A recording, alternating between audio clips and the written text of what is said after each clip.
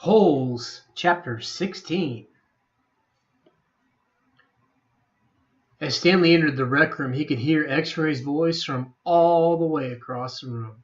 "See what I'm saying?" X-Ray said. "Am I right or am I right?" The other bodies in the room were little more than bags of flesh and bones dumped across broken chairs and couches. X-Ray was full of life, laughing, waving his arms around as he talked. "Yo, caveman, my man!" he called out. Stanley made his way across the room. "Hey, slide over, Squid," said X-Ray. "Make room for the caveman." Stanley crashed on the couch. He had looked for a hidden camera in the shower, hadn't seen anything, and he hoped the warden hadn't either. "What's the matter?" asked X-Ray. "You guys tired or something?" He laughed. "What's the matter?" asked X-Ray. "You guys tired or something?" He laughed. "Keep it down, will you?" groaned Zigzag. "I'm trying to watch TV." Stanley glanced uncertainly at Zigzag, who was staring very intently at the busted television screen. The warden greeted the boys with breakfast the next morning and went with them to the holes. 4 dug in the holes and 3 tended to the wheelbarrows. "Glad you're here, X-Ray," she said to him. "We need your sharp eyes." Stanley spent more time pushing the wheelbarrow than digging because he was such a slow digger. He carted away the excess dirt and dumped it into the previously dug holes. He was careful not to dump any of it in the hole where the gold tube was actually found. He could still see the tube in his mind. It seemed so familiar, though he just couldn't place it.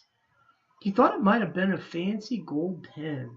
KB could have been the initials from a famous author. Only famous author he could think of were Charles Dickens, William Shakespeare, and Mark Twain. Besides, it didn't really look like the top of a pen. By lunchtime, the warden was beginning to lose her patience. She made them eat quickly so they could get back to work. "If you can't get them to work any faster," she told Mr. Sir, "then you're going to have to climb there and dig out with them." After that, everyone worked faster, especially when Mr. Sir was watching him.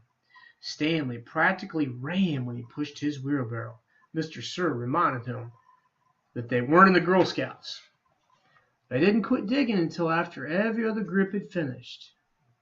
Later, as Stanley sat sprawled across an understuffed chair, he tried to think of a way to tell the warden where the tube was really found without getting himself or X-Ray into trouble. It didn't seem possible. He even thought about sneaking out at night and digging that hole by himself, but the last thing he wanted to do after digging all day was to dig at night, too. Besides, the shovels were locked up at night, presumably so they couldn't be used as weapons. Mr. Pendanski entered the rec room. "Stanley?" he called as he made his way to him.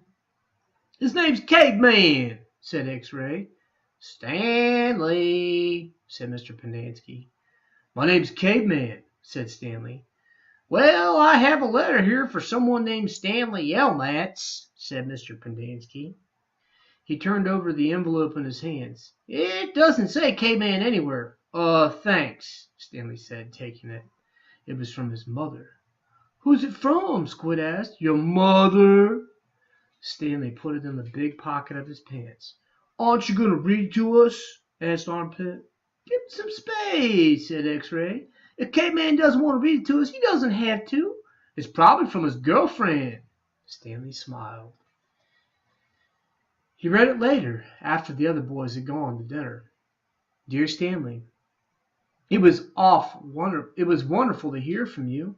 Your letter made me feel like one of the other moms who can afford to send their kids to summer camp. I know it's not the same, but I'm very proud of you to make the best of a bad situation. Who knows? Maybe something good will come of this. Your father thinks he is real close to a breakthrough on his sneaker project. I hope so. The landlord is threatening to evict us because of the odor. I feel sorry for the little old lady who lived in the shoe. It must have smelled awful. Love from both of us." "What's so funny?" Zero asked. It startled him. He thought Zero had gone to dinner with the others. Nothing. It's just something my mom wrote." What'd she say? Zero asked. Nothing. Oh, sorry, said Zero. Well, see, my dad's trying to invent a way to recycle old sneakers. So the apartment smells kind of bad because he's always looking around these old sneakers, cooking in these old sneakers. So anyway, in this letter, my mom, she said she felt sorry for the little old lady who lived in his shoe, because it must have smelled bad in there. Zero stared blankly at him. You know, the nursery rhyme? Zero said nothing. You've heard the nursery rhyme about the little old lady who lived in a shoe. No. Stanley was amazed. How does it go? Asked Zero. Well, didn't you ever watch Sesame Street? Stanley asked.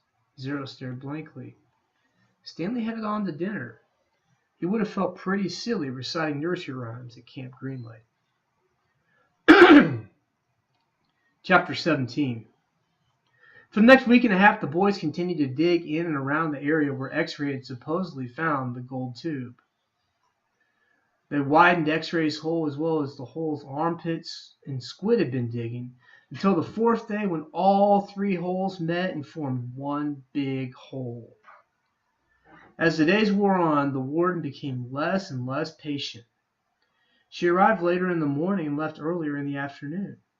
Meanwhile, the boys continued to dig later and later. This is no bigger than it was yesterday when I left you yesterday, she said after arriving late one morning, well after sunrise. What have you been doing down there? Nothing, said Squid. It was the wrong thing to say. At just that moment, Armpit was returning from a bathroom break.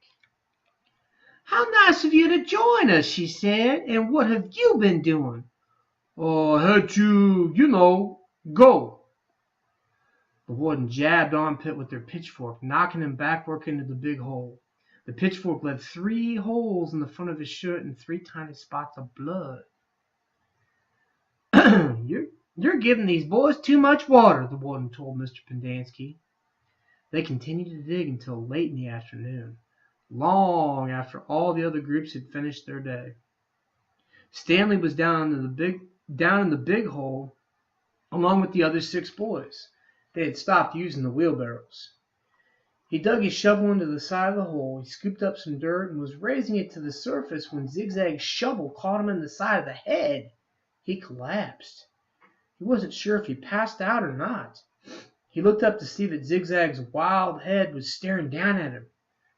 I ain't digging that dirt up, Zigzag said. That's your dirt. Hey, Mom, Magnet called. Kidman's been hurt. Stanley put his fingers to the side of his neck. He felt the wet blood and a pretty big gash just below his ear. Magnet helped Stanley to his feet and then up and out of the hole. Mr. Sir made a bandage out of a piece of his sack of sunflower seeds and taped it over Stanley's wound. Then he told him to get back to work. It isn't nap time. When Stanley returned to the hole, Zigzag was waiting for him. That's your dirt, said Zigzag. You have to dig it up. It's covering up my dirt. Stanley felt a little dizzy. He could still see a small pile of dirt. It took him a moment to realize that the dirt which had been on his shovel when he was hit. He scooped it up when Zigzag dug his shovel into the ground underneath where Stanley's dirt had been. Chapter 18. The next morning, Mr. Sir marched the boys to another section of the lake, and each boy dug his own hole there, 5 feet deep and 5 feet wide. Stanley was glad to be away from the big hole. At least now he knew just how much he had to dig for the day, and it was a relief to have the other shovel swinging past his face or the warden hanging around. He dug his shovel into the dirt, then slowly turned to dump it into a pile. He had to make his turn smooth and slow. If he jerked too quickly, he felt a throbbing pain just above his neck where Zigzag's shovel had hit him. That part of his head, between his neck and his ear, was considerably swollen. There were no mirrors in the camp, but he imagined he looked like he had hard-boiled eggs sticking out of him. The remainder of his body hardly hurt at all. His muscles had strengthened, and his hands were tough and calloused. He was still the slowest digger, but not all that much slower than Magnet. Less than 30 minutes after Magnet returned to camp, Stanley spat into his hole. After his shower, he put down his dirty clothes and got out of his box of stationery. He stayed in the tent to write a letter so Squid and the other boys wouldn't make fun of him for writing to his mother. Dear Mom and Dad, camp is hard but challenging. We've been running obstacle courses and have to swim long distances on the lake. Tomorrow we learn. He stopped writing as Zero walked into his tent and then returned to his letter. He didn't care what Zero thought. Zero was nobody. To rock climb. I know that sounds crazy, but don't worry. Zero was standing beside him now, watching him write. Stanley turned, felt his neck throb. I don't like it when you read over my shoulder, okay? Zero said nothing. I'll be careful. It's not all fun and games here, but I think I'm getting a lot out of it. It builds character. The other boys, I don't know how, said Zero. What? Can you teach me? Stanley didn't know what he was talking about. Teach you what? To rock climb? Zero stared at him with penetrating eyes. What? Said Stanley. He was hot, tired, and sore. I want to learn to read and write, said Zero. Stanley let out a short laugh. He wasn't laughing at Zero. He was just surprised. All this time he thought Zero was reading over his shoulder. Sorry, he said. I don't know how to teach. After digging all day, he didn't have the strength to try to teach Zero to read and write. He needed to save his energy for the people who counted. You don't have to teach me to write, said Zero. Just to read. I don't have anybody to write to. Sorry, Stanley said again. His muscles and hand weren't the only parts of his body that he had toughened over the past several weeks. His heart had been hardened as well. He finished his letter. He was barely had enough moisture in his mouth to seal and stamp the envelope. It seemed that no matter how much water he drank, he was always thirsty.